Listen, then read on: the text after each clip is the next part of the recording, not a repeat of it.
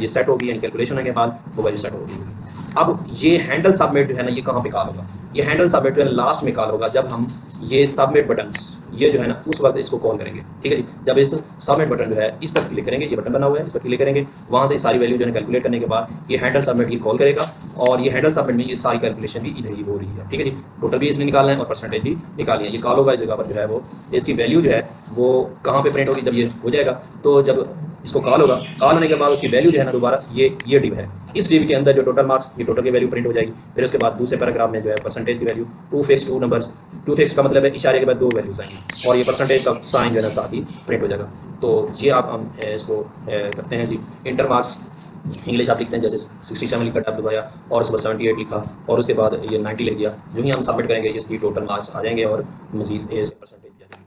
अब हम सब्जेक्ट्स जो है वो इसमें अब देखें ये इवेंट चेंज हो गया। जब हमने इसको डिलीट किया इसकी जो वैल्यू है वो ऑटोमेटिकली जीरो हो जाएगी, जो भी वैल्यू होगी ये जीरो हो जाएगी। और देखें ये हमने इवेंट इसकी क्लियर कर लिया।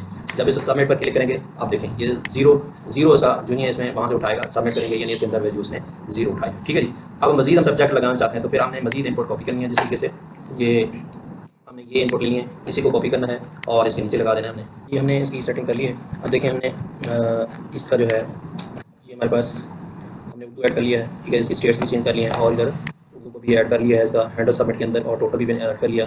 और इधर ये 4 सब्जेक्ट हैं तो 400 हमने कर लिया इसके बाद। और इसके बाद हमने नेक्स्ट हम ये जब इसको हम रन करेंगे तो आपके सामने जो भी सब्जेक्ट्स के मार्क्स हैं वो हमने देने हैं, तो ये आपको कैलकुलेट कर दें, ठीक है जी। तो हम मज़ीद इसमें हम ये परसेंटेज की बुनियाद पर हम ग्रेड लिखना चाहते हैं। ग्रेड हम कैसे बनाएंगे इसको हम कर लेते हैं फिर आप। अच्छा जी, ये हमने ग्रेड के लिए कोडिंग की है। तो ग्रेड के लिए आपने उसी तरीके से इसकी स्टेट्स बना लेनी है जिस तरह हमने परसेंटेज टोटल के लिए बनाई थी।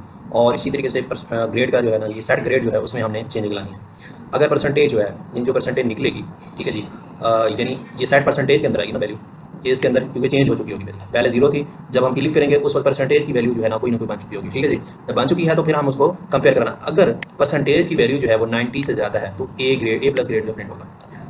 ये टर्नरी ऑपरेटर है, ये ऐसे समझे इफ है कि कंडीशन है। अगर कंडीशन दुरुस्त हुई यानी दुरुस्त कब होगी? जब परसेंटेज ग्रेटर होगी या इक्वल होगी 90 से, ए प्लस ग्रेड प्रिंट होगा। अगर ये गलत हुई, मिसाल परसेंटेज होगी 80 से अब, ठीक है, यानी 82 83 इस तरीके से आ गई है, तो फिर एल्स, ये एल्स के तौर पर इस्तेमाल होता है, ये आपको पता है। फिर उसके बाद कंडीशन आ गई, एल्स इफ वाली कंडीशन आ गई, क्योंकि ये टर्नरी ऑपरेटर होता है। अगर कंडीशन ट्रू है तो ये होगा वरना, फिर कंडीशन अगर ट्रू हुआ तो ये होगा वरना कंडीशन